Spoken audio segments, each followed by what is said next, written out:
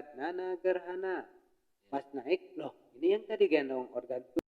Bismillahirrahmanirrahim. Assalamualaikum warahmatullahi wabarakatuh. Teman-teman Ngawas Kiwari, berjumpa lagi di channel Ngawas Kiwari. Dan alhamdulillah kali ini kita kedatangan seorang narasumber yang bila mana beliau ini, kalau teman-teman Ngawas Kiwari yang nyimak dari awal pasti tahu siapa beliau ini. Beliau ini adalah seorang pengajar dari bapak-bapak Ngawas Kiwari yang belajar Haji Ikro. Oke, selamat malam. Ya, selamat malam. Terima kasih atas waktu dan kesempatannya. Saya diundang di Ngawas Kiwari ini untuk memberikan kesan-kesan mungkin untuk bapak-bapak yang belajar ngawas di Ikro kami. Awal mula nih, Pantis, gimana ya, bapak-bapak bisa itu mau belajar mengaji gitu? Ya, pertama-tama pada saat kita sering berjumpa di sholat berjamaah di masjid habis maghrib, saya pribadi melihat bapak-bapak daripada ngobrol nggak jelas ngalor ngidul, gimana kalau ada kesempatan kita bicara atau untuk menawarkan diri untuk mempelajari masalah Iqra gitu ya, pendalaman Iqra. Dan alhamdulillah justru ada inisiatif dari bapak-bapak itu sendiri gitu. Beliau berkata, "Nanti ada waktu enggak?" "Ada." "Emang kenapa?" "Kita pengen belajar ngaji, Bantis," katanya. "Kita enggak tahu apa satu-satu pun huruf Arab itu gitu, huruf hijaiyah." Ya alhamdulillah setelah kita bicara sama bapak-bapak, akhirnya kita ada kesepakatan, oke, kita manfaatkan waktu sehabis sholat maghrib sambil menunggu adzan isya kita belajar ngaji Iqra.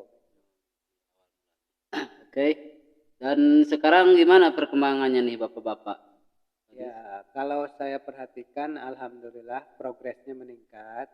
Yang tadinya bapak-bapak tidak mengenal huruf hijaiyah, sekarang alhamdulillah ada beberapa kelas. Dalam hal ini mungkin yang saya maksudkan kelas misalkan untuk kelas Iqra 1, Iqra 2, Iqra 3, bahkan sudah ada yang masuk Al-Quran besar gitu. Ada yang sudah sampai Al-Qurannya, ya alhamdulillah. Dan mungkin bapak-bapak sampai saat ini juga masih ya? Ya, masih jalan aktif. Alhamdulillah masih ada waktu dan kesempatan. Kita pun ya menyempatkan diri dan harus menyempatkan diri agar kita memiliki ilmu meskipun sedikit bisa diamalkan dan berguna bagi bapak-bapak. Dalam hal ini bapak-bapak yang sangat haus akan ilmu tentang Iqra. Oke, tapi ini pembahasan kita kali ini Pantis ya, bukan kepada bapak-bapak yang tadi ya, tadi cuma sekedar pembukaan. Kali ini saya ingin mereaction ya tentang kan sekarang lagi ramai nih Ustadz dari Bandung yaitu Ustadz Nana Gerhana. Sebagai masyarakat Pantis sendiri nih, gimana menilai seorang Ustadz Nana Gerhana?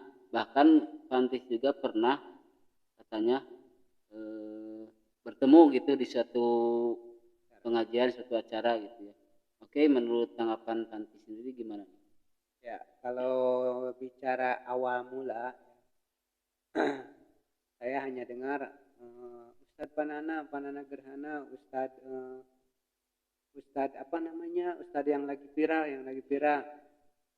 Dan kebetulan pada saat itu ada acara di tetangga desa, saya ikut hadir di sana pengen tahu Panana Gerhana itu yang mana gitu ya. Nah pada saat keluar dari mobil ada 3 orang yang keluar. 3 orang.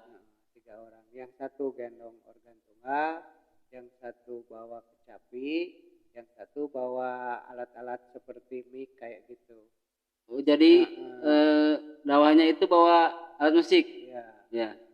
Sempat saya tanya, Kang, ya ada apa Pak? Katanya. Pak Ustadznya mana? Dia hanya bicara, nggak tahu katanya gitu. Tahu. Terus pada saat MC ngomong di panggung, inilah katanya, Bapak Ustadz Nana Gerhana. Pas naik, loh ini yang tadi gendong organ tunggal, saya bilang. Oh, jadi orang yang pantistanya itu ternyata Ustadz Nana Gerhana itu ya, itu mubaliknya mubaliknya yang akan memberi materi gitu. Nah dari situ saya baru mulai mengenal siapa itu Ustadz Nana Gerhana. Gitu. Oh, jadi Pantis sendiri mungkin kaget ya? Ya.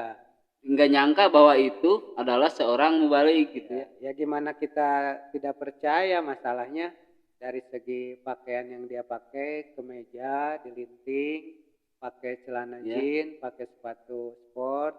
Saya bilang, oh ini mah mungkin pemain organ tunggal atau musisi-musisi yang mau pentas di situ sebelum Panana naik panggung gitu. Jadi beliau nggak pakai seperti jubah gitu. Enggak, udang-udang enggak, kopiah atau peci pun tidak. Oh, peci juga enggak gitu. Enggak. Jadi polos seperti saya gini gitu.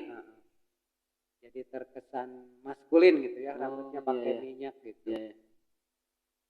Nah dari situ mungkin Pantis juga ya nggak nyangka itu mubalik ya. Terus selanjutnya gimana itu?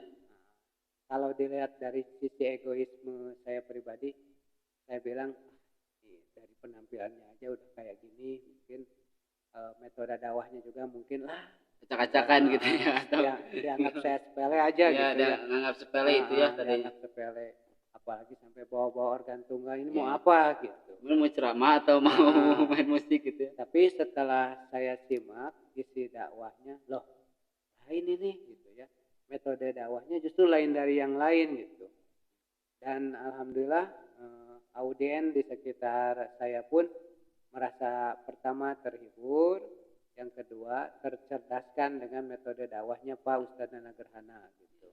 Yang katanya itu dakwahnya itu mudah dimengerti ya? Iya, ya, mudah diterima. Mudah diterima oleh masyarakat gitu ya. Iya.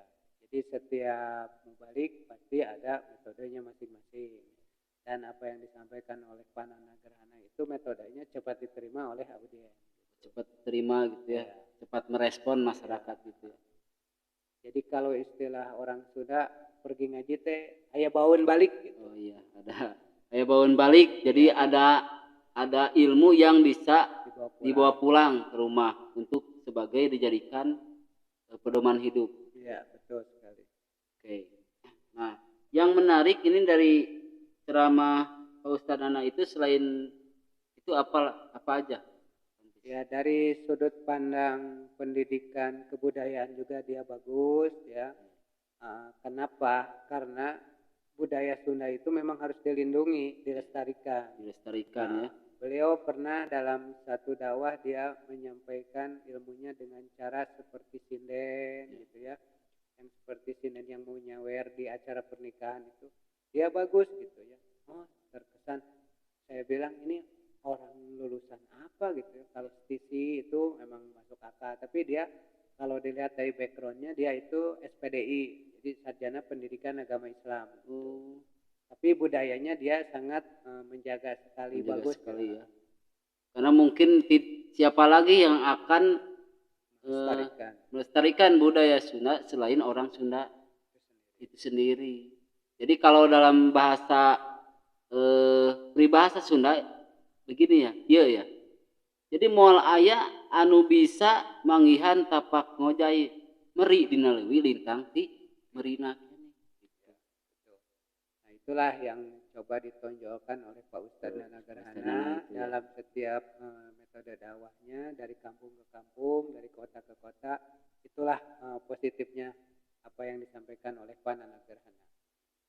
Jadi dari mulai saat itu sekarang Pantis yakin ya bahwa itu adalah mubalik gitu. Ya, jadi kita memang dalam hal ini jangan melihat seseorang dari cangkangnya atau casingnya gitu ya. Tapi harus dilihat dari isi kepalanya dan isi ilmunya yang bisa kita tampung atau kita terima. Oke, itulah sedikit teman-teman pembahasan tentang Ustadz yang lagi viral, Ustadz Nana Gerhana ya, yang dimana beliau ceramah itu selalu banyak yang nonton, apalagi di kalangan masyarakat menengah ke bawah. Ya, mungkin. Sebagai tambahan, jadi Pak Ustadz Nana itu tidak hanya diterima oleh kaum kalangan tua gitu ya, tapi alhamdulillah remaja pun juga sampai suka sampai gitu. suka gitu ya. Karena Panana Gerhana itu menyelipkan tentang apa-apa yang terjadi di kalangan pemuda itu sendiri, pemuda-pemudi itu sendiri. Oke, kita doakan saja semoga Pak Ustadz Nana Gerhana selalu sehat di sana. Maaf, kami bukan mengkritik, kami bukan mempromosikan Bapak Ustadz Nana, tapi inilah yang ramai di masyarakat ya. Mungkin menjadi edukasi buat masyarakat. Ya. Jadi walaupun ceramah beliau itu sederhana, tapi masuk ke hati masyarakat. Karena kan yang namanya risalah itu emang harus sampai itu ke hati masyarakat. Oke, mohon maaf bila dari kami banyak perkataan yang menyinggung teman-teman semua. Mohon maaf, masih banyak kekurangan. Mungkin yang salah itu datangnya dari kita dan yang benar itu pasti dari Allah. Semoga bermanfaat. Sampai berjumpa lagi di lain kesempatan. Assalamualaikum warahmatullahi wabarakatuh.